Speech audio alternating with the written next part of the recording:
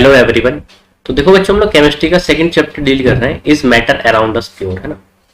तो फर्स्ट जो चैप्टर था हमारा केमिस्ट्री का, उसका नाम क्या था? मैटर इन अवर सराउंडिंग, है ना। उसको अच्छे से डिटेल में बात करी थी पूरे चैप्टर को। तो सबसे पहले भाई चैप्टर पढ़ने से पहले हमने देखा था कि मैटर होता क्या है ना। तो मैटर क्या होता है? मान लो ये पेन है, ठीक है, पेन है तो क्या है? एक मैटर होगा, है ना। लैपटॉप, फोन वगैरह जितने भी चेयर है, टेबल है, सब क्या है? मैटर है ना। मैटर का एक्चुअल मतलब क्या था? डेफिनेशन क्या था एक्चुअल? उसका मतलब होता है कोई भी सब्सटेंस है या फिर कोई भी बॉडी है जिसका खुद का एक मास होता है और वो स्पेस को क्या करता है? ऑक्यूपाई करता है। उसी को हम लोग क्या बोलते हैं? मैटर बोलते हैं ना। उसको क्या बोलते हैं हम लोग? मैटर बोलते हैं। जैसे फोन होता है, फोन को अपने हम लोग पॉकेट में रख देते हैं तो वो स्पेस को क्या करता है? उतनी जगह को घेर लेता है ना। पॉकेट में जितना जगह होता है, जितना बड़ा फोन होता है, उसको स्पेस को ऑक्यूपाई कर लेता है, घेर लेता है ना। और उसका कुछ वेट होता है ना, मास होता है जिसको बोलते हैं। तो कोई भी सब्सटेंस है उसका खुद ना तो कुछ वेट होगा, खुद का कुछ उसका वजन होगा, मास होगा, और वो उस जगह को क्या करता है? घेर लेता है, मास को, वो स्पेस को क्या करता है? ऑक्यूपाई कर लेता है। उसी को हम लोग क्या बोलते हैं? मैटर बोलते हैं। तो यहाँ पर देखो मैटर का व्हाट इज मैटर लिखा हुआ, तो एनीथिंग दैट हैज मास, मतलब कोई भी चीज है उसका खुद का मास होगा कुछ, और वो जहां पर भी उसको रखोगे हम उसको क्या करेंगे? वो स्पेस को, उतनी जगह को क्या करते हैं? घेर लेते हैं, स्पेस को ऑक्यूपाई कर लेते हैं। उसी को हम लोग क्या बोलते हैं? मैटर बोलते हैं। अब देखो भाई मैटर जो है ना, मैटर ध्यान से सुनना। हम लोगों ने जो matter in our surrounding chapter में डील किया था कि मैटर की हम लोगों ने क्लासिफिकेशन करी थी। तो जो मैटर की क्लासिफिकेशन होती है ना, वो दो बेस पर करते हैं हम लोग। कितने बेसिस पर करते हैं? टू बेसिस पर करते हैं। एक तो हम लोग फिजिकल स्टेट के बेस पर करते हैं, या फिर फिजिकल कंपोजिशन बोलते हैं, उसके बेस पर करते हैं। और दूसरा हम लोग बात करें तो केमिकल स्टेट या फिर केमिकल कंपोजिशन के बेस पर करते हैं, है ना। भाई फिजिकल स्टेट या फिर फिजिकल कंपोजिशन के बेस पर मैटर कितने टाइप के थे? थ्री टाइप्स के थे। एक तो सॉलिड होता है, लिक्विड होता है, और क्या होता है? गैस होता है। ये बात करा था। फिर हम लोगों ने बात करी थी जो केमिकल कंपोजिशन है उसके बेसिस पर कितने टाइप के मैटर होते हैं, उसके बेसिस पर बात किया था लास्ट स्लाइड में, मतलब लास्ट चैप्टर के अंदर, मैटर इन अवर सराउंडिंग में। तो भाई एक तो प्योर सब्सटेंस होता है और दूसरा क्या होता है? मिक्सचर्स होते हैं। अब ये जो मिक्सचर होते हैं ये कितने टाइप के बताए थे लास्ट लेक्चर में? वही वो बताए थे हम लोगों ने। मिक्सचर होते हैं दो टाइप के, एक तो होता है होमोजीनियस मिक्सचर और एक क्या होता है? Heterogeneous mixture. ये सब हमारा ओवरव्यू था इस पहले वाले चैप्टर का, है ना। तो मैटर का हमें पता चल गया। और इस चैप्टर का नाम क्या है? Is matter around us pure. कहने का मतलब है जितनी भी मैटर होते हैं जो हम देखते हैं अपनी डेली लाइफ के अंदर, है ना, दूध देखते हो गए, है ना, पानी हो गया, तो क्या सारी चीजें ये प्योर हैं? बताओ। Matter is matter around us pure मतलब क्या है? हमारे चारों तरफ जितने भी मैटर दिखाई दे रही है, पेन दिखाई दे रहा है ना, मैंने शर्ट पहनी हुई है, इसका भी कुछ वेट होगा, है ना, और जगह को घेर रखा है, जहां रख देंगे इसको। लैपटॉप, फोन, दूध, दही, है ना, सारी चीजें क्या है? मिल्क, कर्ड, मतलब जितनी भी चीजें ये सब क्या है? मैटर। मैटर क्यों है? क्योंकि इनका खुद का एक मास है और वो स्पेस को क्या करते हैं? ऑक्यूपाई करते हैं। तो इस चारों तरफ अराउंड में, इस मैटर अराउंड अस प्योर का मतलब क्या है? कि हमारे चारों तरफ जो है वो मैटर क्या प्योर है? नहीं, ऐसा तो नहीं है। ऐसा क्यों नहीं है? हम लोग दूध वाले के पास दूध खरीदने जाते हैं, वो क्या करता है? उस दूध के अंदर पानी मिला देता है ना। कहने का मतलब उसको इम्प्योर कर देता है ना। हमें प्योर फॉर्म थोड़ी है तो वो मैटर, क्योंकि दूध के अंदर पानी मिला दिया, और दूध भी एक मैटर है, पानी भी एक मैटर है, तो ओवरऑल वो क्या बना दिया? उसको मैटर ही तो रहा वो। और वो स्पेस को ऑक्यूपाई करता है। जिस वेसल, मतलब बर्तन में रख दोगे उसको, उसका कंटेनर में रख दोगे, उसका स्पेस ऑक्यूपाई कर लेता है ये। तो वो तो मैटर है। क्या वो प्योर है? ये बताओ। प्योर है? क्या बोलते हो घर में? भाई दूध लेके आए हो, बोलते हो ना पानी मिला हुआ इसमें, मतलब पानी मिला दिया, इसका मतलब वो क्या हो गया? इम्प्योर हो गया ना। तो जरूरी नहीं है कि जो मैटर हो सारे के सारे वो प्योर ही हो, इम्प्योर भी तो हो सकते हैं। ठीक है, तो इस चैप्टर में यही बेसिकली हमें डील करना है। इस matter around us pure chapter का नाम है। क्या चारों तरफ हमारे जितनी वातावरण में मैटर दिखते हैं या है डेली लाइफ हम लोग यूज कर रहे हैं, क्या वो सब प्योर होते हैं? प्योर नहीं होते तो फिर इम्प्योर होते हैं, है ना। प्योर होगा एक तो, या तो इम्प्योर होगा, है ना। लेकिन जरूरी नहीं है कि सारे मैटर तुम्हारे प्योर ही होंगे, है ना। तो देखो चैप्टर हम लोग डील कर रहे हैं अच्छे से। तो मैटर की देखो हम लोग क्लासिफिकेशन लास्ट स्लाइड में हम लोगों ने किया था, है ना, मतलब लास्ट चैप्टर में कर दिया था उसको। तो ये देखा था मैटर जो है ना फिजिकल स्टेट के बेसिस पर कितने टाइप के बताए थे? थ्री टाइप के। एक तो सॉलिड होता है, लिक्विड होता है, और क्या होता है? गैस होता है। वो फिजिकल स्टेट या फिर फिजिकल कंपोजिशन के बेस पे था। आज जो हम लोग इस पूरे चैप्टर के अंदर डील करेंगे ना वो केमिकल स्टेट के बेस पर डील करेंगे, ठीक है। तो देखो मैटर जो होता है ना केमिकल स्टेट के बेसिस पर कितने टाइप के होते हैं उसको देखना है ना। देखो यहाँ पर मैटर जो है वो केमिकल कंपोजिशन या फिर केमिकल स्टेट के बेसिस पर दो टाइप के होते हैं। कितने टाइप के होते हैं? दो टाइप के होते हैं। एक तो होता है मिक्सचर्स, ठीक है, और एक क्या होता है हमारा? Pure substances. मैटर जो होता है केमिकल स्टेट या फिर केमिकल कंपोजिशन के बेसिस पर कितने टाइप के होते हैं? दो टाइप के होते हैं। ये जो अभी हम लोगों ने मैटर की जो क्लासिफिकेशन करी है वो किसके बेस पर कर रहे हैं हम लोग? ये कर रहे हैं ऑन द बेसिस ऑफ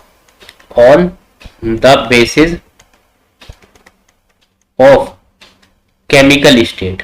ठीक है, केमिकल स्टेट या फिर केमिकल कंपोजिशन भी हम लोग बोल सकते हैं ना। उसके बेस पर बात करें तो कितने टाइप के होते हैं मैटर? दो टाइप के होते हैं। एक तो मिक्सचर होता है और दूसरा क्या होता है हमारा? प्योर सब्सटेंसेस होते हैं। ठीक है, और ये जो मिक्सचर्स होते हैं ये खुद कितने टाइप के होते हैं? ये जो मिक्सचर होते हैं ये भी होते हैं हमारे दो टाइप के। ठीक है, कितने टाइप के होते हैं हमारे मिक्सचर्स? दो टाइप के होते हैं। एक तो होता है हमारा होमोजीनियस मिक्सचर और एक क्या होता है हमारा? Heterogeneous mixture. ठीक है, मिक्सचर कितने टाइप के हैं? दो टाइप के। एक तो होमोजीनियस मिक्सचर और दूसरा क्या होता है? Heterogeneous mixture. क्या होते हैं मिक्सचर्स और होमोजीनियस मिक्सचर क्या होता है? हेट्रोजीनियस। सबको डील करेंगे डिटेल में, है ना। ये जो मिक्सचर होता है ना इसको बस एक बार ब्रैकेट में लिख देते हैं। ये जो मिक्सचर्स होता है ना इन्हीं को हम लोग इम्प्योर सब्सटेंस भी बोलते हैं। ये जो मिक्सचर्स होते हैं इन्हीं को हम लोग क्या बोलते हैं? इम्प्योर सब्सटेंस भी इन्हीं को बोलते हैं। ठीक है, जो तुम्हारे मैटर होते हैं इन्हीं को हम लोग क्या बोलते हैं? इम्प्योर सब्सटेंस बोलते हैं। अब ये जो प्योर सब्सटेंस है ना ये कितने टाइप के हैं? दो टाइप के। एक तो होते हैं हमारे एलिमेंट्स और एक क्या होते हैं? हमारे कंपाउंड्स होते हैं। समझ गए बात को? जो प्योर सब्सटेंस है वो भी कितने टाइप के हैं? दो टाइप के होते हैं। एक तो एलिमेंट्स होता है और दूसरा क्या होता है हमारा? कंपाउंड होता है। समझ गए बात को?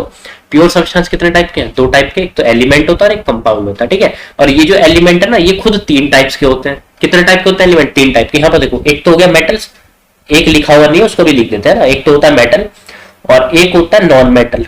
ठीक है, एक क्या होता है? Non metal. और जो थर्ड होता है ना उसको देखना ध्यान से। ठीक है, इस स्लाइड में नहीं लिखा हुआ, इसको लिख देते हैं।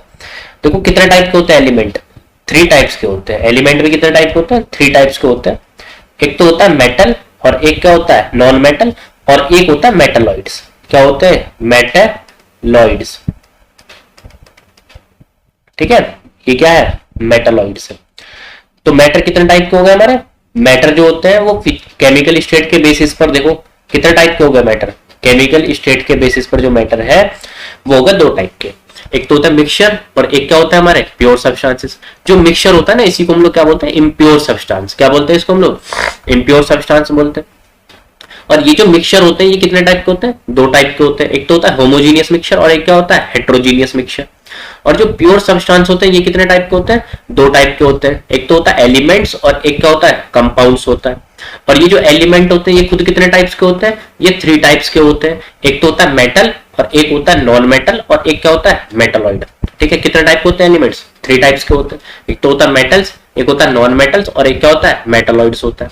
अब ये जो खुद मेटल है ना, ये जो मेटल होता है ये भी कितने टाइप के? दो टाइप के होते हैं। एक तो मैग्नेटिक होता है और एक क्या होता है? नॉन मैग्नेटिक होता है। तो ये जो मैग्नेटिक वाला है ना, नॉन मैग्नेटिक, ये हमारे सिलेबस का नहीं है। हम लोग हायर क्लासेस में इसको डील करते हैं। बस इसको ऐसी क्लासिफिकेशन कर दिया समझाने के लिए कि कोई पूछे मेटल भी कितने टाइप के होते हैं तो हम लोग बता सकते हैं नॉलेज के लिए, है ना। कि जो मेटल्स होते हैं वो भी खुद कितने टाइप के होते हैं? दो टाइप के होते हैं। एक तो मैग्नेटिक होता है और दूसरा क्या होता है हमारा? नॉन मैग्नेटिक होता है। ठीक है, उसके बाद देखो हम लोग बात करते हैं नेक्स्ट जो हमारा टॉपिक है इसी चैप्टर में वो है प्योर सब्सटेंस। ठीक है, मिक्सचर बता दिया था भाई। जो मैटर होता है केमिकल स्टेट के बेस पर दो टाइप के, तो मिक्सचर्स होते हैं और एक क्या होते हैं? प्योर सब्सटेंस होते हैं। ठीक है, और प्योर सब्सटेंस खुद दो टाइप के, एक तो एलिमेंट और एक क्या होता है? कंपाउंड। और एलिमेंट कितने टाइप के? थ्री टाइप के। एक तो होता है मेटल, नॉन मेटल और मेटलॉइड्स। और कोई हमसे पूछ रहा है नॉलेज के लिए कि मेटल्स में कितने टाइप के होते हैं? तो दो टाइप के होते हैं। एक तो मैग्नेटिक होता है और एक क्या होता है? Non magnetic. तो सबसे पहले जो हम लोग चैप्टर में डील कर रहे हैं वो बात करते हैं प्योर सब्सटेंस की। क्या बात करें हम लोग? प्योर सब्सटेंस की। ठीक है, देखो प्योर सब्सटेंस का मतलब क्या, ध्यान से सुनना पहले इसको। ठीक है, देखो प्योर सब्सटेंस का मतलब क्या है? जो चीज प्योर हो, है ना। मतलब ये तो बोलते हो जो चीज भाई प्योर है वो प्योर सब्सटेंस है। मान लो दूध लेने जाते हैं ना, पानी नहीं मिला रखा तो क्या बोलते हो कि भाई दूध बिल्कुल प्योर है। उसके अंदर वाटर डिजोल्व कर देता है ना, दूध या जो होता है मिल्क पार्लर वाले, है ना, मिल्क पार्लर वाले, है। तो उसके अंदर जब पानी डिजोल्व कर देते तो हम लोग क्या बोलते हैं? भाई इम्प्योर दे दिया दूध, यही बोलते हो ना। लेकिन गलत बोलते हो। वो जो हमें मिल्क भी मिलता है ना वो बहुत सारी चीजों से मिलके बनता है। जरूरी थोड़े मिल्क जो होगा वो खाली प्योर है। मिल्क के अंदर तो बहुत सारे कंपोनेंट होंगे ना, प्रोटीन्स होते हैं, कार्बोहाइड्रेट होते हैं, फैट होते हैं। तो ये अलग अलग कंपोनेंट मिलके ही बनते हैं ना। तो प्योर सब्सटेंस का मतलब प्योर ही मानो, मतलब कोई अदर कंपोनेंट नहीं होना चाहिए उसके अंदर। समझ रहे हो? मान लो जैसे पानी है, ठीक है, पानी के अंदर शरबत बना रहे हो, चीनी डाल रहे हो, नींबू डाल दे रहे हो, नमक भी डाल दे रहे हो, है ना, शक्कर डाल रहे हो, सब कुछ डाल कर रहे हो ना। एक शुगर सॉल्यूशन तैयार कर लिया, शरबत तैयार कर लिया। मैं पूछूं क्या वो प्योर है या इम्प्योर है, तो क्या जवाब होगा? जवाब यही तो होगा आपका कि मतलब वो जो है इम्प्योर है, क्योंकि उसमें बहुत सारे कंपोनेंट है, वाटर है, नींबू है, लेमन है ना, और सॉल्ट है उसके अंदर, शुगर है। समझ गए? तो प्योर का मतलब ध्यान रखना माइंड में, प्योर, ठीक है, मतलब कॉमन पीपल जितने भी होते हैं ना, जो हम लोग कॉमन पीपल कहलाते हैं, सब लोग जो इंसान है, ठीक है। प्योर का मतलब होता है विदाउट एनी एडल्ट्रेशन। देखो यहाँ पर एक वर्ड लिखा हुआ है फॉर कॉमन पीपल, इसको देखते हैं हम लोग। यहाँ पे लिखा हुआ फॉर कॉमन पीपल, जितने भी हम लोग कॉमन पीपल होते हैं ना, जो हम लोग होते हैं, प्योर का मतलब हमेशा प्योर ही होता है विदाउट एनी एडल्ट्रेशन। एडल्ट्रेशन का मतलब क्या है कि वो जो इम्प्योरिटीज होगी उससे बिल्कुल फ्री होगा, है ना, that is adulteration, that is free from unwanted impurities. कहने का मतलब है जो हम लोग कॉमन पीपल है ना, जितने भी हम लोग हैं, है ना। साइंटिस्ट ऐसा नहीं मानते, तो साइंटिस्ट को छोड़कर के हम जितने भी लोग हैं सब क्या है, कॉमन पीपल है ना। हम लोग क्या मानते हैं कि भाई पानी है, पानी के अंदर कुछ भी चीजें नहीं मिली हुई तो खाली पानी क्या हो गया, वाटर क्या हो गया, एक प्योर हो गया। ऐसी मिल्क है, मिल्क में हम लोगों ने बाहर से कुछ एक्स्ट्रा वाटर वगैरह डिसॉल्व नहीं कर रखा, तो हम क्या बोलते हैं, मिल्क बोलते हैं। मिल्क क्या है, प्योर है ना। लेकिन साइंटिस्ट की लैंग्वेज में बात करें तो फॉर ए साइंटिस्ट, ठीक है, it means a mixture of A number of component. Scientist के अकॉर्डिंग क्या है, मान लो एक मिल्क है, ठीक है, हम लोग तो कॉमन पीपल हैं तो हम लोग क्या बोलते हैं कि मिल्क क्या है हमारा, एक भाई प्योर है, उसके अंदर वाटर एक्स्ट्रा डिजोल्व नहीं किया, बाहर से नहीं डाला हुआ है, उसके अंदर पानी नहीं भरा हुआ है उसके अंदर, दूध के अंदर, तो हम लोग क्या बोलते हैं, प्योर है। लेकिन साइंटिस्ट क्या होते हैं, जो साइंटिस्ट सोचते हैं, साइंटिस्ट के अकॉर्डिंग क्या होता है, प्योर का मतलब प्योर ही होता है। जैसे मिल्क है, मिल्क के अंदर कार्बोहाइड्रेट्स होते हैं, प्रोटीन्स होते हैं, फैट्स होते हैं, है ना। तो इन सारे ये बहुत सारे कंपोनेंट मिलकर के तो एक मिल्क को डेवलप कर रहे हैं, बना रहे हैं। समझ रहे हो बात को? तो एक जो मिल्क है वो भी क्या है, उसके अंदर बहुत सारे कंपोनेंट है। कितने कंपोनेंट है, ढेरों सारे कंपोनेंट्स है। तो क्या वो प्योर होगा? नहीं, हम कॉमन पीपल के लिए वो प्योर है, लेकिन साइंटिस्ट के अकॉर्डिंग क्या है, जिस भी एक सब्सटेंस के अंदर एक से ज्यादा कंपोनेंट आ गए तो उसको हम लोग इम्प्योर बोल देंगे। क्या बोल देंगे, इम्प्योर बोल देंगे। तो भाई साइंटिस्ट के अकॉर्डिंग प्योर सब्सटेंस का मतलब क्या होता है उसको समझो, है ना। देखो प्योर सब्सटेंस का मतलब क्या है, जो प्योर हो बिल्कुल, उसके अंदर कोई अदर कंपोनेंट नहीं हो। मान लो जैसे शुगर है, शुगर बिल्कुल शुगर रखा हुआ है यहाँ पे, उसके अंदर कोई अदर इम्प्योरिटीज या कंपोनेंट नहीं पड़ा हुआ। शुगर के अंदर सॉल्ट भी डाल दो, है ना, तो शुगर और सॉल्ट क्या हो गया, दो अलग अलग कंपोनेंट हो गए, तो अब क्या हो गया, वो इम्प्योर बन गया ना। प्योर का मतलब क्या है, शुगर का ही क्रिस्टल रखा हुआ है वहां पर, शुगर के ही पार्टिकल्स हैं सबके सब, तो वो क्या कहलाएगा, प्योर कहलाएगा। मान लो जैसे हाइड्रोजन का तो नाम सुना होगा, जैसे देखो हम लोग हाइड्रोजन की बात करते हैं, ठीक है, मान लो हाइड्रोजन है, ठीक है, नाम सुना ही होगा हाइड्रोजन का। इसी तरीके से ऑक्सीजन का भी नाम सुना होगा, है ना, हम लोग सांस ले रहे हैं तो भाई जब भी तो जी रहे हैं, तो ऑक्सीजन के बिना थोड़ी जिएंगे, मर जाएंगे इतनी देर में। हाइड्रोजन देखो क्या है, हाइड्रोजन हम लोगों ने ले लिया एक, और एक तरफ हम लोगों ने क्या कर दिया, ऑक्सीजन को ले लिया। अब एक बात खुद देखो, इस हाइड्रोजन के अंदर क्या होंगे, ये हाइड्रोजन के अंदर हाइड्रोजन के पार्टिकल्स होंगे, ठीक है, हाइड्रोजन के अंदर किसके पार्टिकल्स होंगे, यहाँ पर हाइड्रोजन के पार्टिकल्स होंगे, ठीक है। और जो हमारे ऑक्सीजन है, ऑक्सीजन के अंदर किसके पार्टिकल्स होते हैं, ऑक्सीजन के पार्टिकल्स होंगे। समझ गया, हाइड्रोजन के अंदर हाइड्रोजन के पार्टिकल और ऑक्सीजन के अंदर क्या है, ऑक्सीजन के पार्टिकल्स होंगे, ठीक है। एक बात खुद बात देखो, इसमें क्या है, कोई हमसे पूछ रहा है कि भाई हाइड्रोजन के अंदर क्या ऑक्सीजन का पार्टिकल है, नहीं है ना, ये बात बोलनी गलत है ना। हम लोगों ने हाइड्रोजन लिया है तो हाइड्रोजन के अंदर हाइड्रोजन के ही तो पार्टिकल्स होंगे, ऐसा थोड़ी कि उसके अंदर ऑक्सीजन का पार्टिकल है। या फिर मैं बात करूं कि इस ऑक्सीजन को देखो, इस ऑक्सीजन के अंदर क्या बताओ, ये खुद सोचो तुम कि इस ऑक्सीजन के अंदर क्या ऑक्सीजन के ही पार्टिकल्स हैं, अदर पार्टिकल पे कोई हाइड्रोजन का ही पार्टिकल घुसा हुआ है इसके अंदर, नहीं है ना। ऑक्सीजन है तो इसके अंदर इससे पार्टिकल्स किसके हैं, ऑक्सीजन के पार्टिकल्स हैं। तो प्योर सब्सटेंस का मतलब होता है कोई भी मटेरियल है या फिर कोई भी सब्सटेंस है, उसके अंदर एक ही तरीके के पार्टिकल्स होते हैं, उसी को हम लोग क्या बोलते हैं, प्योर सब्सटेंस। जैसे एग्जांपल देखो, आयरन हो गया, मान लो हम लोगों ने आयरन की एक रॉड ले ली, ठीक है, ध्यान से सुनना, आयरन की हम लोगों ने क्या कर दी, एक रॉड ले ली। यहाँ पर देखो बात करते हैं, आयरन की हम लोगों ने एक रॉड ले लिया, ठीक है, आयरन रॉड ले ली इस तरीके से, मान लो एक आयरन की रॉड है ये। अब इस आयरन की रॉड के अंदर क्या होगा भाई, आयरन के पार्टिकल्स होंगे, सबको पता है भाई आयरन की रॉड के अंदर क्या होंगे, आयरन के पार्टिकल्स होंगे। मान लो इस तरीके से इसके अंदर आयरन के पार्टिकल्स हैं, यहाँ पर इस तरीके से बैठे हुए। तो खुद बताओ एक बात कि इस आयरन के पार्टिकल के अंदर क्या हमारा कोई अदर पार्टिकल होगा, आयरन की जगह मान लो कॉपर थोड़ी होगा, आयरन का मटेरियल है, आयरन की रॉड है तो कॉपर थोड़ी है उसके अंदर, या स्टील हो या कोई अदर कंपोनेंट नहीं है ना, एक ही टाइप के आयरन की रॉड है तो उसके अंदर पार्टिकल्स किसके होंगे, सिर्फ ओनली पार्टिकल्स ऑफ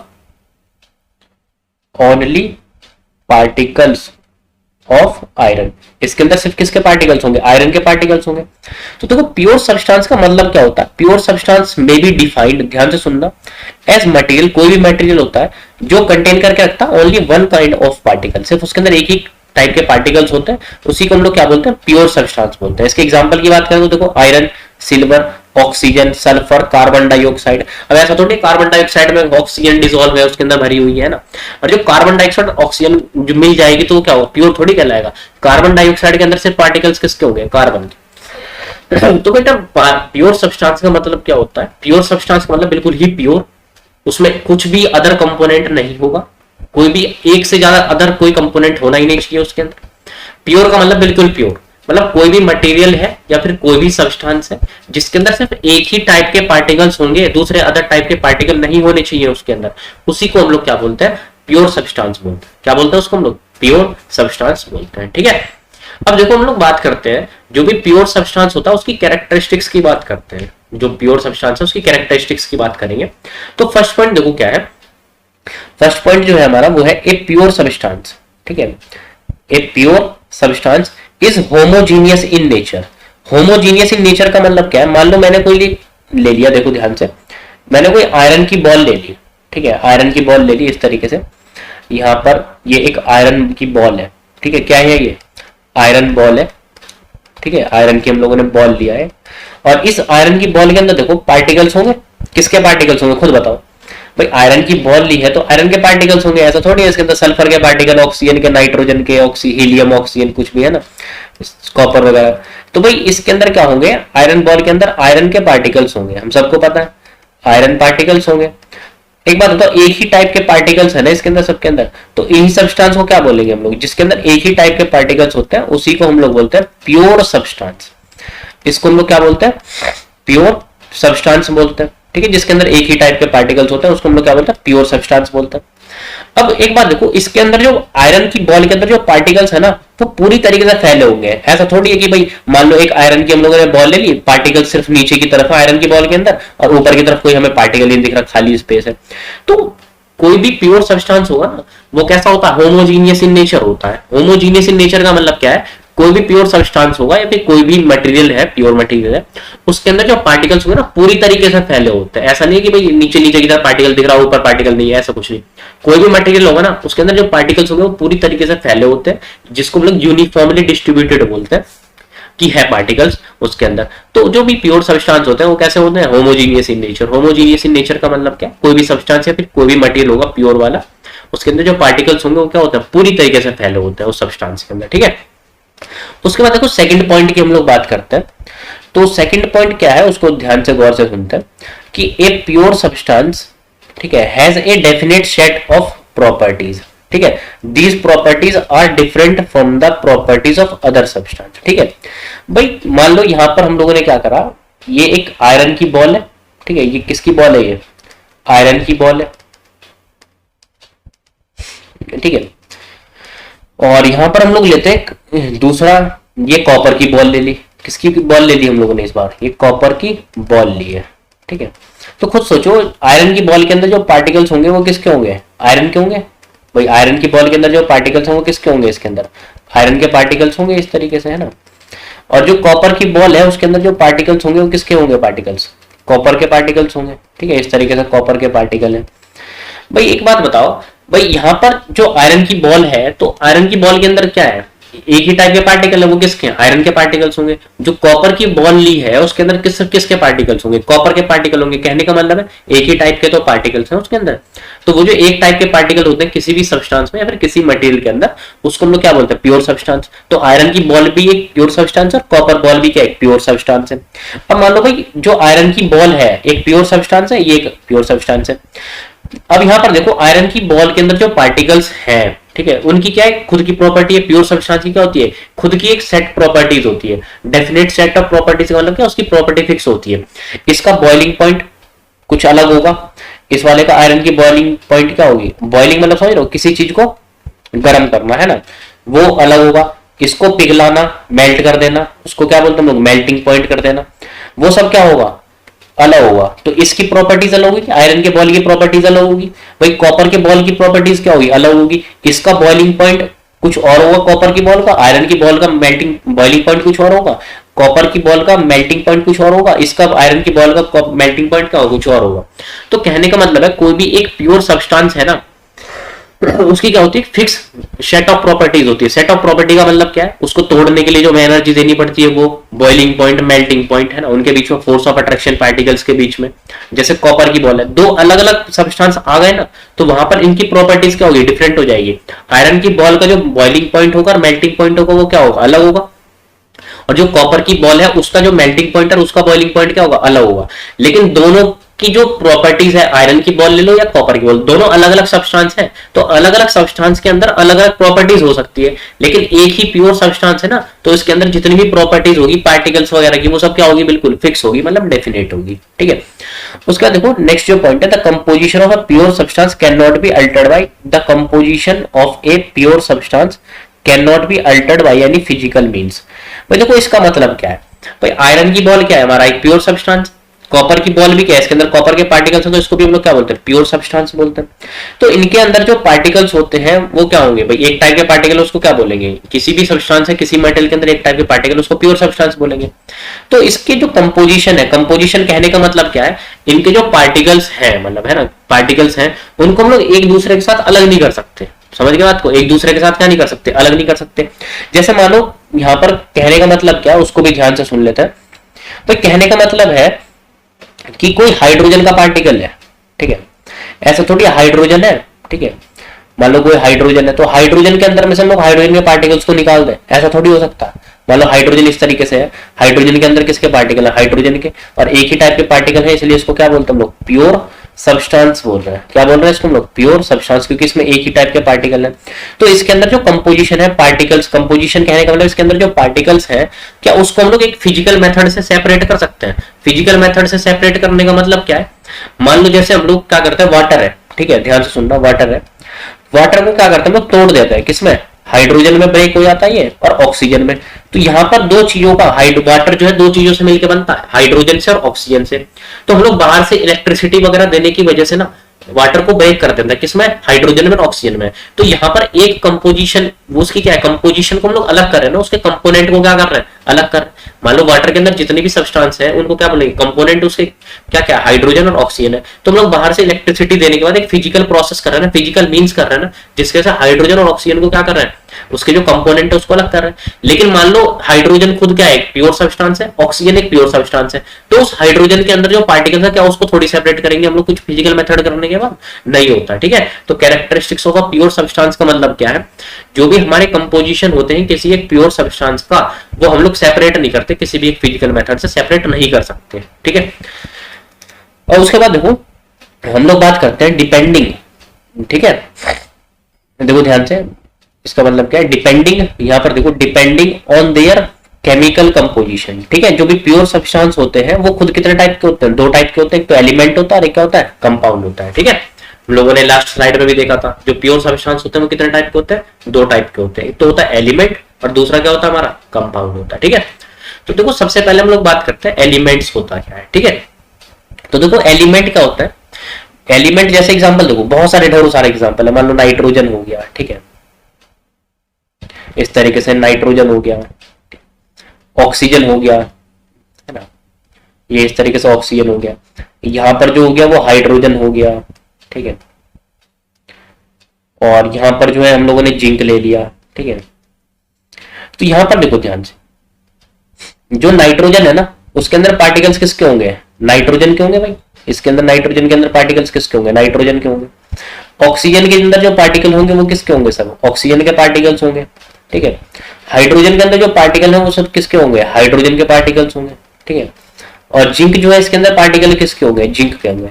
कोई ऐसा मनुष्य है जो ये बोल सकता है कि जिंक के अंदर जो है वो हाइड्रोजन के पार्टिकल मिल जाएंगे, या जिंक के अंदर ऑक्सीजन के पार्टिकल मिल जाएंगे, जिंक के अंदर नाइट्रोजन के पार्टिकल मिल जाएंगे। अरे भाई नाइट्रोजन एक सब्सटेंस है तो उसके अंदर सिर्फ पार्टिकल तो नाइट्रोजन के होंगे, नाइट्रोजन के अंदर ऑक्सीजन के तुम्हारे पार्टिकल दिखेंगे नहीं, है ना। तो नाइट्रोजन के अंदर क्या है, नाइट्रोजन के पार्टिकल है, ऑक्सीजन के अंदर ऑक्सीजन के पार्टिकल होंगे, हाइड्रोजन जो सब्सटेंस है उसके अंदर पार्टिकल्स किसके होंगे, हाइड्रोजन के, और जिंक जो एक सब्सटेंस है उसके अंदर पार्टिकल किसके होंगे, जिंक के। तो एलिमेंट का मतलब क्या होता है, कोई भी प्योर सब्सटेंस होता है उसके अंदर सिर्फ एक ही टाइप के पार्टिकल है ना, किसी भी एक सब्सटेंस के अंदर एक ही टाइप के पार्टिकल है, उसी को हम लोग क्या बोलते हैं, एलिमेंट्स बोल देते हैं। क्या बोल देते हैं, एलिमेंट्स बोल देते हैं। और दूसरा पॉइंट देखो क्या है, यहां पर फर्स्ट पॉइंट इसको रीड कर लेते हैं एक बार, कि प्योर सब्सटेंस, ठीक है, which are made up of only one kind of particle और नोन एज एलिमेंट।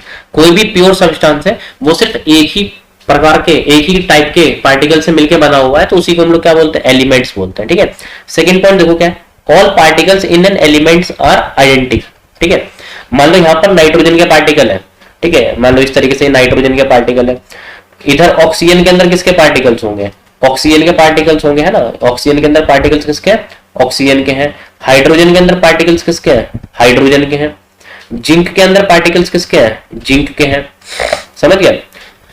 तो जितने भी पार्टिकल है नाइट्रोजन के अंदर, जितने भी पार्टिकल है ना, पूरा नाइट्रोजन जितने भी पार्टिकल से मिलकर बना होगा, या ऑक्सीजन के अंदर जितने भी पार्टिकल्स होंगे, हाइड्रोजन के अंदर जितने भी पार्टिकल्स होंगे, जिंक के अंदर जितने भी पार्टिकल्स होंगे, सारे पार्टिकल्स जो होंगे ना किसी भी एक एलिमेंट के अंदर आइडेंटिकल होंगे। आइडेंटिकल कहने का मतलब क्या, बिल्कुल सेम होंगे। ऐसा नहीं है कि भाई एक नाइट्रोजन है, नाइट्रोजन के अंदर एक पार्टिकल का साइज बहुत छोटा सा है, नाइट्रोजन के अंदर एक पार्टिकल का साइज बहुत बड़ा हो गया, या ऑक्सीजन के अंदर एक पार्टिकल का साइज बहुत बड़ा हो गया और एक का बहुत छोटा हो गया, है ना, या हाइड्रोजन के अंदर एक पार्टिकल का साइज बहुत बड़ा हो गया, एक का छोटा हो गया, जिंक के अंदर एक पार्टिकल का साइज बहुत बड़ा और एक का क्या है, बहुत छोटा हो गया। तो कहने का मतलब क्या है, एक एलिमेंट के अंदर जितने भी पार्टिकल्स होते हैं, चाहे वो नाइट्रोजन ले लो, नाइट्रोजन के जितने भी पार्टिकल्स होंगे ना, उनका बिल्कुल शेप, साइज वगैरह क्या होगा, मास वगैरह सब क्या होगा, बिल्कुल सेम होगा, आइडेंटिकल होगा। समझ गए बात को?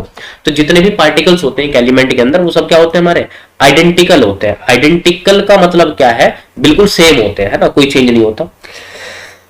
उसके बाद देखो नेक्स्ट पॉइंट हम लोग बात करें, क्या है, an element is defined as a basic form of matter that can not be chemically broken down into simpler substance. ठीक है, कहने का मतलब क्या, उसको देखो भाई, सिंपल सा मतलब है कहने का इनका कि जो भी है, ठीक है, मान लो जो भी है हमारा पार्टिकल वगैरह, कोई भी एलिमेंट है, ठीक है, वो बिल्कुल मैटर की बेसिक फॉर्म है। मान लो कोई भी मैटर है, आयरन की रॉड ले रखी है, आयरन की रॉड क्या है, उसका कुछ वेट होगा, मास होगा, और जिस जगह पर रख दोगे उसको स्पेस को ऑक्यूपाई कर लेगा, उसको क्या बोलेंगे, मैटर बोलते हैं। तो वो जो पार्टिकल होगा, जो भी मैटर है, आयरन की रॉड है वो मैटर है, तो किससे मिलकर बना हुआ, आयरन के पार्टिकल से मिलकर बना हुआ है ना। तो आयरन के जो पार्टिकल्स हैं, एक ही टाइप के पार्टिकल्स होंगे आयरन की रॉड के अंदर, वो आयरन के पार्टिकल्स, वो सब क्या कहलाएंगे, हमारे प्योर सब्सटेंस कहलाएंगे। और जिस भी प्योर सब्सटेंस के अंदर जो बनता है ना, वो सिर्फ एक ही पार्टिकल से मिलकर बन रहा है, उसी को हम लोग क्या बोलते हैं, एलिमेंट बोलते हैं। और पूरा मैटर जो होता है ना, वो किससे मिलकर बन रहा है, एलिमेंट से तो मिलकर बन रहा है। भाई मान लो कोई भी मैटर है, वो एलिमेंट से मिलकर बन रहा होगा, या तो आयरन की रॉड होगी तो आयरन के पार्टिकल से मिलकर बन रहा होगा, है ना, कॉपर की रॉड होगी तो कॉपर के पार्टिकल से मिलकर बनेगा।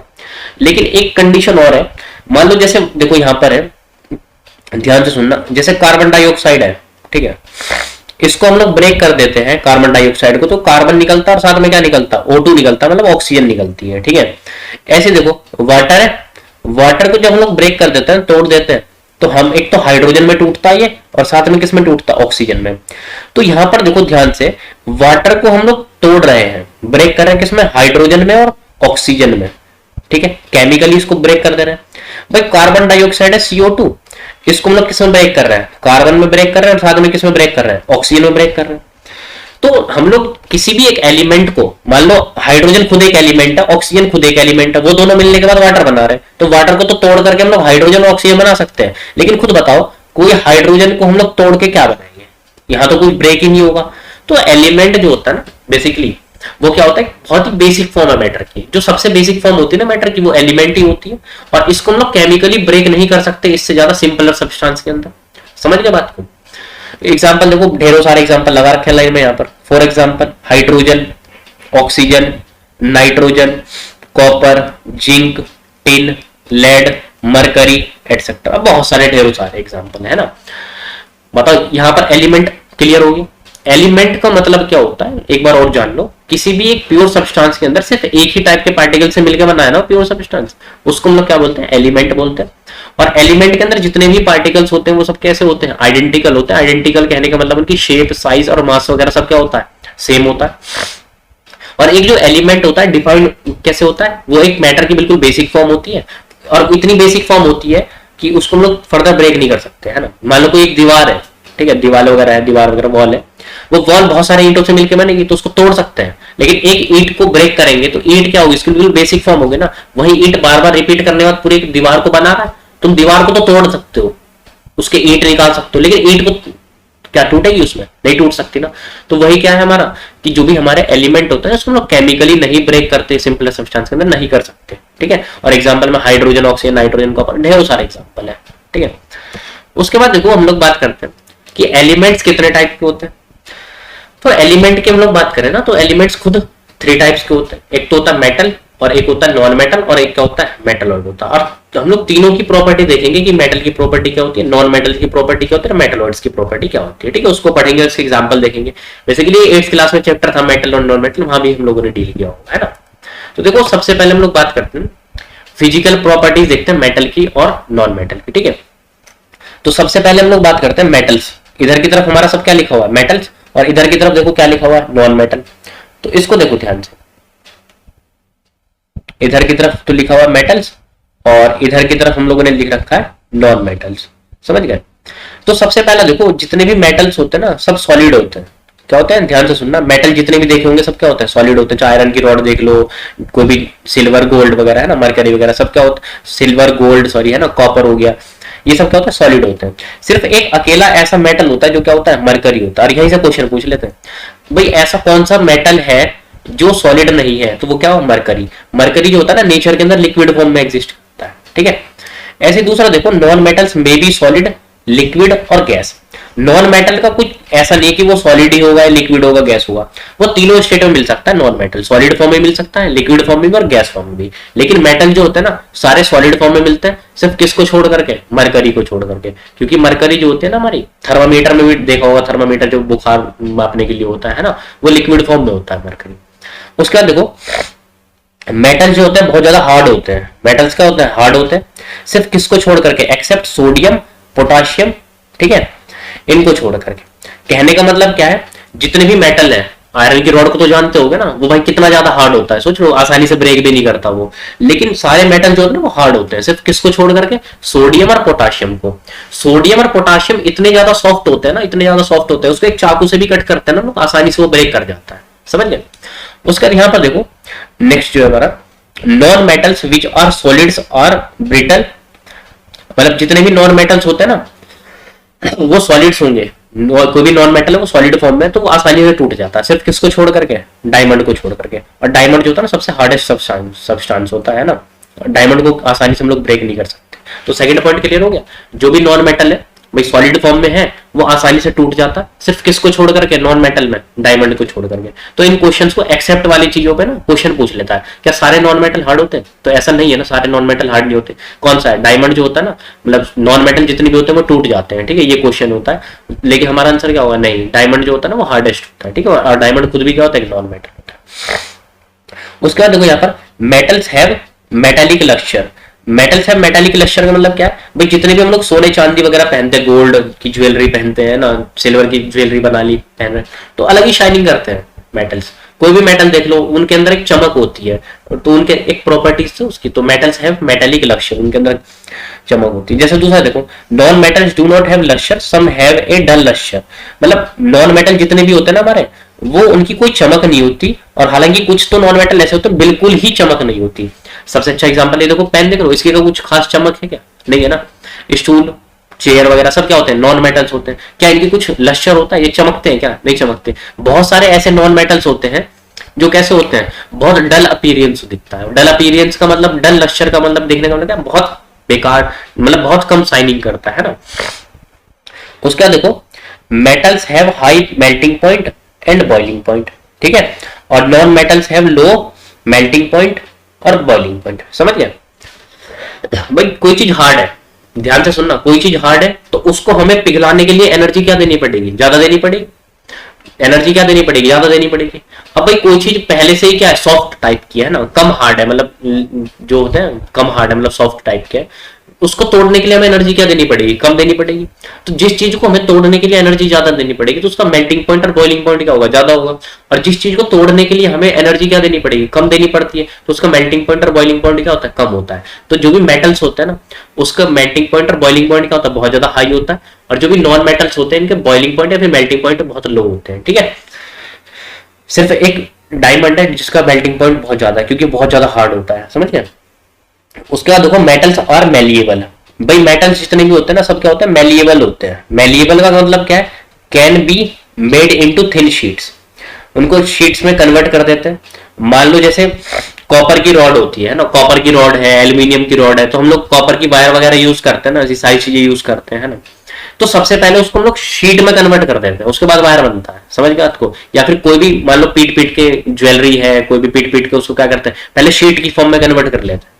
तो जो मेटल्स होते हैं ना वो मेलिएबल होते हैं। कैसे होते हैं मेटल्स? मेलिएबल होते हैं। मेलिएबल का बेसिकली मतलब क्या होता है? मेलिएबल का मतलब होता है उसको हम लोग तोड़ करके किस में चेंज कर देते हैं, पतली पतली शीट्स के अंदर कन्वर्ट कर देते हैं, ठीक है। और जो हमारे नॉन मेटल्स होते हैं ना वो तो बहुत सॉफ्ट होते हैं ना, सॉफ्ट होते हैं तो ये आसानी से शीट के अंदर कन्वर्ट नहीं होता, इसलिए बोलते हैं नॉन मेटल जो होते हैं ना नॉट मेलिएबल, मेलिएबल नहीं होता। उसका नेक्स्ट प्रॉपर्टी देखो मेटल्स की, जो मेटल्स होते हैं ना डक्टाइल। डक्टाइल का मतलब क्या है? Can be made into thin wires. घर के अंदर कॉपर की वायर यूज करते हैं, एल्यूमिनियम की वायर यूज करते हैं, क्यों यूज करते हैं? वो मेटल तो है एल्यूमिनियम और कॉपर वगैरह, तो उसको हम लोगों ने क्या है वायर की फॉर्म में आया थोड़ी था, वो तो शीट्स वगैरह की फॉर्म में आता है, जिसकी वजह से हम उसको क्या या तो छोटे छोटे दाने की फॉर्म में आएगा मेटल्स के पार्टिकल, तो उससे हम लोग वायर में कन्वर्ट कर देते हैं। तो जो भी मेटल्स होते हैं ना, मेटल जो होते हैं डक्टाइल होते हैं। डक्टाइल का मतलब क्या होता है? इसको हम लोग एक वायर के अंदर कन्वर्ट कर देते हैं, पतले पतले वायर्स के अंदर कन्वर्ट कर सकते हैं मेटल्स को। नॉन मेटल जो होता है नॉट डक्टाइल, ये नॉन मेटल्स को हम लोग बाहर से हैमर वगैरह कर रहे हैं तो ना तो शीट में कन्वर्ट होती है ना वायर्स में, और जो ऐसा करने जा रहे हैं ना, मान लो ये पेन है नॉन मेटल है, इसको यहाँ से हैमर करोगे ब्रेक कर जाएगा, समझ गए। तो नॉन मेटल जो होते हैं डक्टाइल नहीं होते। अब भाई घरों के अंदर एल्यूमिनियम और कॉपर वगैरह की क्या लगी होती है? वायर लगी होती है। वायर क्यों यूज करते हैं एल्यूमिनियम और कॉपर की, है ना? क्योंकि ये क्या होता है good conductor of electricity, heat and electricity होता है। मेटल जो होता है वो क्या होता है हमारे good conductor of heat and electricity. आसानी से इसमें से मेटल्स के अंदर में से क्या होता है करंट का फ्लो हो जाता है, इसलिए बोलते हैं जो मेटल्स होते हैं हमारे क्या होता है good conductor of heat and electricity. भाई देखो इलेक्ट्रिसिटी का तो मतलब हमें सबको पता चल गया कि भाई उसके अंदर इलेक्ट्रिकल जो करंट है वो पास हो जाता है, इसलिए क्या हो जाता है आसानी से पास हो जाता है, इसलिए बोलते हैं मेटल और good conductor of heat and electricity. Heat का मतलब नहीं पता चल रहा हमें क्या है। हीट का मतलब क्या है? मान लो आयरन की एक रॉड है, ठीक है, ये इस तरीके से आयरन की रॉड है, इसके अंदर दो एंड है, एक तो एंड ये वाला और एक दूसरा एंड ये बी एंड है। मान लो ए एंड से हम लोगों ने इसको हाथ से पकड़ा हुआ है इस तरीके से, यहाँ से इसको ए एंड से पकड़ा हुआ और बी एंड से क्या कर रहे हैं इसको हम लोग हीट करना शुरू कर रहे हैं, नीचे से आग लगानी शुरू कर दी बी एंड से। तो हीट का फ्लो क्या होगा? बी से ए जाने लगेगा, हीट का फ्लो होने लग जाएगा बी से ए की तरफ। बी से ए की तरफ होगा तो हमें भी क्या लगने लग जाएगा? थोड़ा टाइम बाद गरम गरम सा लगने लग जाएगा। क्यों? क्योंकि इस मेटल्स के अंदर क्या होता है हीट का फ्लो हो जाता है, समझ गए। उसका नेक्स्ट देखो हम लोग बात करते हैं कि जो भी हमारा मेटल्स होता है ना वो सोनरस होते हैं। कैसे होते हैं? सोनरस होते हैं। सोनरस का मतलब क्या है उसको देखो ध्यान से। भाई मेटल्स आर सोनोरस। सोनोरस का मतलब क्या है? प्रोड्यूस साउंड, जो साउंड को प्रोड्यूस करते हैं, समझ गए। Metals are sonorous. सोनोरस का मतलब क्या होता है? जो साउंड को प्रोड्यूस करते हैं। मान लो जैसे हम लोग मंदिर वगैरह जाते हैं ना, मेटल्स के ही तो बने होते हैं, वो जो लगे होते हैं मंदिर में, जो घंटी वगैरह होती है, बैल बजाते हैं, कितना मजा आता है ना, जब हाथ नहीं पहुंचता तो ऊपर हाथ मारते चढ़ के। तो वो क्या होता है जब हम लोग थोड़ा सा ही बजाते हैं तो बहुत तेज बजता है, उसके अंदर मेटल के अंदर क्या होता है जब मेटल आपस में टकराते हैं तो उससे एक साउंड प्रोड्यूस करते हैं। क्या करते हैं? वो साउंड प्रोड्यूस करते हैं। तो मेटल्स के अंदर एक प्रॉपर्टी होती है साउंड को प्रोड्यूस करने की, जब वो आपस में टकराते हैं तो, है ना। तो जो साउंड प्रोड्यूस करते हैं ना, जो भी सब्सटेंस, वो क्या होता है? मेटल्स होता है। मेटल्स क्या होते हैं? हमारे सोनोरस होते हैं, साउंड प्रोड्यूस करते हैं। और देखो नॉन मेटल जो होते हैं are bad conductors of heat and electricity. सिर्फ किसको छोड़ करके? ग्रेफाइट को छोड़ करके। ग्रेफाइट एक ऐसा नॉन मेटल है जिसके अंदर से क्या होता है? इलेक्ट्रिसिटी कंडक्ट हो जाती है ना, और इसको हम लोग बहुत ज्यादा यूज में भी लेते हैं ग्रेफाइट को, इलेक्ट्रिसिटी अच्छी कंडक्ट हो जाती है। भाई देखो पेंसिल होती है ना, पेंसिल के अंदर जो हमारी निप होती है, मान लो ये पेंसिल है, पेंसिल की निप है, तो निप जो होती है वो ग्रेफाइट से बनी होती है। किससे बनी होती है? ग्रेफाइट से। तो इधर से भी छेल दो इसको शार्पनर से और इधर से भी एंड से भी छेल लो, और यहाँ से इधर से वायर लगा देना, इधर से वायर देखना, और उसको लगाने के बाद एक बैटरी से कनेक्ट करके एक बल्ब चल जाएगा। ऐसा क्यों होगा? क्योंकि ये जो होती है ना किससे बनी होती है? जो पेंसिल की निप होती है वो ग्रेफाइट की बनी होती है, और ग्रेफाइट एक नॉन मेटल होता है, और उसके अंदर से क्या होता है? आसानी से इलेक्ट्रिसिटी पास हो जाती है, कंडक्ट हो जाती है। लेकिन एक बात होता है, एक लकड़ी है, वुड है, वुड में से क्या इलेक्ट्रिसिटी या हीट पास हो जाती है? मतलब ऐसा नहीं होता ना, इलेक्ट्रिसिटी थोड़ी कंडक्ट करती है, नहीं करती, क्योंकि वो क्या है? नॉन मेटल है। तो जितने भी नॉन मेटल्स होते हैं ना सब क्या होते हैं? Bad conductors of heat and electricity होते हैं, सिर्फ किसको छोड़ करके? ग्रेफाइट को छोड़ करके। तो क्वेश्चन आ सकता है इस तरीके से कि ऐसा कौन सा नॉन मेटल है जो इलेक्ट्रिसिटी कंडक्ट करता है, तो ध्यान रखना वो क्या होता है? ग्रेफाइट होता है, ठीक है।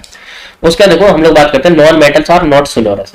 एक बात बताओ, जिस तरीके से हम लोग घंटा वगैरह बैल वगैरह बजाते हैं तो कैसे टन टन की आवाज आती है ना, क्योंकि वो सोनरस होता है। मैं मान रहा हूँ वुड है कोई, उसमें मैं बहुत तेज तेज फेंक रहा हूँ या फिर आपस में टकरा हूँ तो आवाज आएगी जिस तरीके से मेटल की आती है। मतलब आयरन की बहुत सारी चीजें रखी हुई है, सरिया वगैरह कुछ रखा हुआ है, रॉड वगैरह बहुत सारी फेंकने चले जाओ एक के ऊपर एक, तो बहुत तेज तेज आवाज आती है, क्योंकि वो कैसा होता है, साउंड प्रोड्यूस करता है। लकड़ी के ऊपर लकड़ी रखते जाओगे, वुड के ऊपर वुड, तेज से फेंकोगे तो क्या साउंड इतनी ज्यादा आएगी? नहीं आएगी ना।